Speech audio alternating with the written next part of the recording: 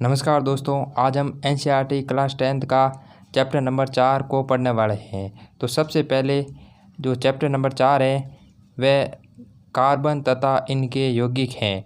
तो कार्बन और इसके अलावा जो भी इनके यौगिक हैं उसके बारे में पढ़ने वाले हैं। सबसे पहले जो भूपर्पटी तथा वायुमंडल पर कार्बन है वो बहुत कम मात्रा में उपस्थित होता है, यानी कि जो कार्बन है वो खनिजों के रूप में पाया जाता है और इनकी जो प्रतिशत मात्रा होती है वो 0.022 होती है तथा ये वायुमंडल में CO2 जो है वो 0.03% उपस्थित होती हैं। और इन कार्बन की इतनी कम मात्रा के बावजूद भी कार्बन का जो अत्यधिक है वो महत्व होता है। तो कार्बन यौगिक विद्युत के अच्छे चालक नहीं होते, यानी कि जो विद्युत के ये कुचालक होते हैं। और कार्बन परमाणु परबलक आकर्षण बल नहीं पाया जाता है, अतः विद्युत के कुचालक होते हैं। यानी कि कुचालक क्यों होते हैं? क्योंकि इनमें प्रबल विद्युत आकर्षण बल नहीं होता है, इस कारण ये विद्युत के कुचालक होते हैं। अब आगे बात करते हैं कि कार्बन की जो परमाणु संख्या है वो कितनी है? 6 होती है। तो कार्बन के बाह्यतम कोश में कितने 4 इलेक्ट्रॉन होते हैं? कितने इलेक्ट्रॉन होते हैं? 4 इलेक्ट्रॉन होते हैं। यानी कि बाह्यतम कोश में कितने इलेक्ट्रॉन? 4 इलेक्ट्रॉन होते हैं। अब देखो, जो सहसंयोजक आबंध क्या होते हैं, यानी कि दो परमाणु के बीच में एक इलेक्ट्रॉन युग्म की साझेदारी द्वारा आबंध जो होता है वो उसे सहसंयोजी आबंध कहते हैं। अब सहसंयोजी आबंध होता है उन अणुओं में प्रबल बंध होता है, जिसके कारण ये अंतराणविक आकर्षण बल होता है वो क्या होता है? कम होता है।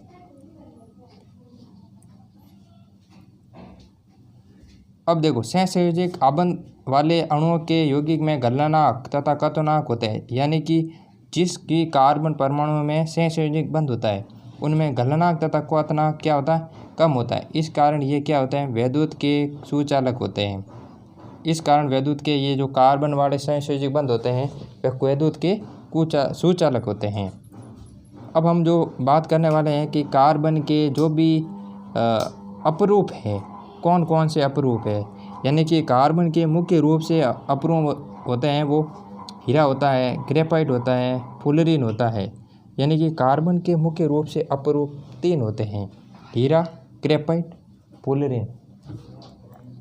अब देखो, सबसे पहले बात करने वाले हैं हीरा के बारे।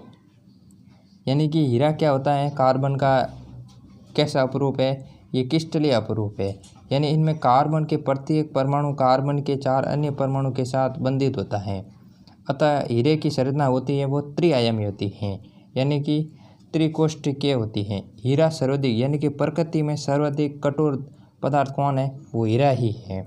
8 400 400 400। जी हाँ, याद कर लीजिए व्हाट्सएप नंबर, क्योंकि अब चाहे आपका मैथ का सवाल हो या फिजिक्स केमिस्ट्री बायोलॉजी का, आपके हर डाउट्स हर क्वेश्चन का मिलेगा तुरंत वीडियो सॉल्यूशन, वो भी आपका सीधा व्हाट्सएप पर। बस अपने फ़ोन में डाउटनेट का 8 400 400 400 का व्हाट्सएप नंबर सेव कर लीजिए और चैट ओपन कीजिए, और आपका जो भी डाउट हो उस क्वेश्चन का फोटो क्लिक करना है, उससे क्रॉप करना है, और 5 सेकेंड में आपको उसका वीडियो सॉल्यूशन मिल जाएगा। क्लास 6 से क्लास 12 तक IIT JEE NEET CBSE board और अन्य सभी स्टेट बोर्ड के बच्चों के लिए। तो देर किस बात की, अभी जाइए और 8 400 400 पर अपना सवाल व्हाट्सएप कीजिए और अपने सभी डाउट्स को आउट कीजिए। लिंक डिस्क्रिप्शन में दिया गया है। अब देखो, हीरे की क्या क्या विशेषता है। यानी कि सबसे पहले हीरे को क्या कर सकते हैं? संश्लेषित कर सकते हैं, यानी कि हीरे को संश्लेषित कर सकते हैं। यानी कि इस कारण ये विद्युत क्या क्या है? कुचालक होता है। यानी कि हीरा है वो विद्युत का कुचालक होता है। अब देखो, हीरा है, ग्रेफाइट है और फुलरीन है, इनमें तीनों में जो क्या क्या अंतर है उसके बारे में हम बात करने वाले हैं। सबसे पहले जो हीरा है, हीरा सर्वाधिक प्रकृति में कठोर होता है। क्या होता है? कठोर होता है। और उसके बाद ग्रेफाइट है वो मुलायम धातु होती है, यानी कि मुलायम होता है, चिकना होता है। सामान्यतः ग्रेफाइट को क्या जो पेंसिल होती है उसको ग्रेफाइट कहते हैं, यानी कि पेंसिल होता है वो ग्रेफाइट कहलाती है। अब देखो, हीरे की संरचना होती है वो चतुष्फलकीय होती है, और जो ग्रेफाइट है उसकी संरचना क्या होती है? षटकोणीय। कैसी होती है? षटकोणीय। अब फुलरीन है वो फुटबॉल की तरह होती है। कैसे होती है?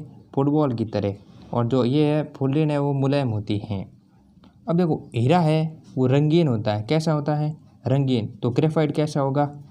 चमकदार होगा। कैसा होगा? चमकदार। और ये हीरा वो पारदर्शी होता है यानी कि सफ़ेद कलर रंग का होता है, और ग्रेफाइट होता है अपारदर्शी।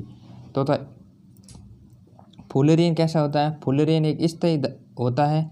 फुलेरिन कैसा होता है? एक स्थायी होता है। देखो सबसे ज़्यादा घनत्व है हीरा का होता है कितना?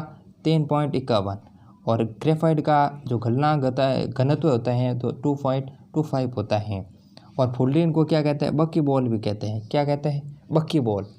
अब देखो हीरा है वो विद्युत का कुचालक होता है। क्या होता है? कुचालक होता है। और ग्रेफाइट विद्युत का क्या होता है? सुचालक होता है। और फुलेरिन विद्युत का क्या होता है? कुचालक होता है। तो फुलेरिन क्या होता है? कुचालक होता है। क्या होता है? कुचालक। अब देखो आगे बात करने वाले हैं जो कार्बन है कि प्रकृति कैसे है, यानी कि कार्बन के क्या क्या लक्षण है उसके बारे में बात करने वाले। सबसे पहला लक्षण क्या है कि कार्बन के मध्य तथा अन्य परमाणु में अद्वितीय क्षमता होती है, यानी कि बंध बनाने की अद्वितीय क्षमता, यानी कि ये संकलक के रूप में बंधित होता है। इस गुण को क्या कहते हैं? संकलन कहते हैं। और कार्बन की संयोजकता क्या होती है? कितनी होती है? 4 होती है, यानी कि ये 4 अन्य बंध बना सकता है, यानी कि इसकी संयोजकता कितनी होती है? 4 होती हैं।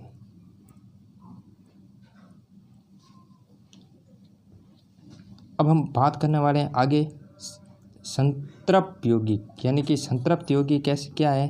संतृप्त यौगिक ऐसे यौगिक जिनके संयोजकता तथा परमाणु के बीच उनकी जो बंध है वो एक बंध होता है, एक बंध से संतुष्ट होते हैं, उन्हें संतृप्त यौगिक कहते हैं। संतृप्त कार्बन यौगिक, यानी कि ये ज़्यादा क्रियाशील नहीं होते हैं। क्या नहीं होते हैं? क्रियाशील, यानी कि जो CH3 है तो इनमें कैसे कार्बन का और हाइड्रोजन के बंध कितना होता है? एक बंध होता है, यानी कि सिंगल बॉन्ड होता है। जैसे प्रोपेन और एथेन में सिंगल बॉन्ड होता है। इसी तरह हम जो असंतृप्त कार्बन के यौगिक के बारे में जानते हैं तो ये कैसे यौगिक हैं? यानी कि कार्बन के मध्य कितने बंध होते हैं? डबल बॉन्ड होते हैं। क्या होते हैं? डबल बॉन्ड, यानी कि एक तो डबल बॉन्ड होते हैं और इसमें ट्रिपल बॉन्ड होते हैं। ये संतृप्त यौगिक की तुलना में अधिक क्रियाशील होते हैं, यानी कि ज़्यादा क्रियाशील होते हैं। एल्कीन और इनके एल्काइन इसी श्रेणी में आते हैं, यानी कि एल्कीन में डबल बॉन्ड होता है और एल्काइन में ट्रिपल बॉन्ड होता है। अब जो साइक्लोहेक्सेन है इसकी संरचना कैसी है? देखो साइक्लोहेक्सेन, यानी कि ये संरचना इसकी ऐसी हो सकती है साइक्लोहेक्सेन। अब देखो इसमें जो कार्बन की संयोजकता है वह हाइड्रोजन के साथ जुड़ी होती है, और कार्बन की संयोजकता 4 होती है, यानी कि 4 हाइड्रोजन के साथ ये जुड़ सकता है। आगे बात करते हैं जो बेंजीन है, बेंजीन की संरचना। बेंजीन की संरचना सामान्यतः कैसे होती है? ऐसी होती है। कैसी? साइकिल, यानी कि बेंजीन की संरचना ऐसी होती है, तो इसे बेंजीन कहते हैं। अब हम बात करते हैं कार्बन के जो यौगिक है उनके नाम पद्धति, यानी किस प्रकार आयुपेशी नाम से उसको हम जानते हैं। यानी कि एल्केन है तो इसका सूत्र क्या है? तो 3 कार्बन, जैसे कि 3 कार्बन वाले यौगिक, 3 कार्बन यौगिक को क्या कहते हैं? प्रोपेन कहते हैं। तो 1 कार्बन के क्या कहते हैं? मेथेन। फिर 2 को क्या कहते हैं? एथेन। इसी तरह जो क्रियात्मक समूह आगे लगाकर उसको नाम से दर्शाते हैं। अब हेलोजन को क्या कहते हैं? हेलोजन को क्या कहते हैं? क्लोरोप्रोपेन। जो क्लोरोप्रोपेन होता है उसको क्या कहते हैं? हेलोजन। प्रोपेनॉल होता है उसको क्या कहते हैं? एल्कोहल। जैसे कि CH2OH है, इसको हम एल्केन कहते हैं, एल्कोहल कहते हैं। उसी तरह एल्डिहाइड है, उसको भी हम कीटोन है। अब कीटोन को कैसे लिखेंगे? CH2C डबल बॉन्ड OH की तरह दर्शाएंगे। उसी तरह कार्बोक्सिल अम्ल, यानी कि CH3COOH के द्वारा कार्बोक्सिल अम्ल को दर्शाते हैं। अब देखो एल्कीन है तो कार्बन के मध्य डबल बॉन्ड, और जो एल्केन है, एल्काइन है तो कार्बन के मध्य ट्रिपल बॉन्ड। क्या है? Triple bond. तो इसको हम एल्काइन कहते हैं, प्रोपाइन कहते हैं। अब देखो अगर इस नोट्स का आपको PDF चाहिए तो हमारे टेलीग्राम ग्रुप को ज्वाइन कर लीजिए, वहाँ आपको डिस्क्रिप्शन मिल जाएगा और डाउनलोड कर सकते हैं। तो इस वीडियो में हमने पार्ट 1 के बारे में बात की है। अगले वीडियो में हम पार्ट 2 के बारे में बताएंगे, तो आप आगे वीडियो का इंतज़ार करते रहिए। चैनल को सब्सक्राइब करें और नोटिफिकेशन बेल को प्रेस करें। धन्यवाद।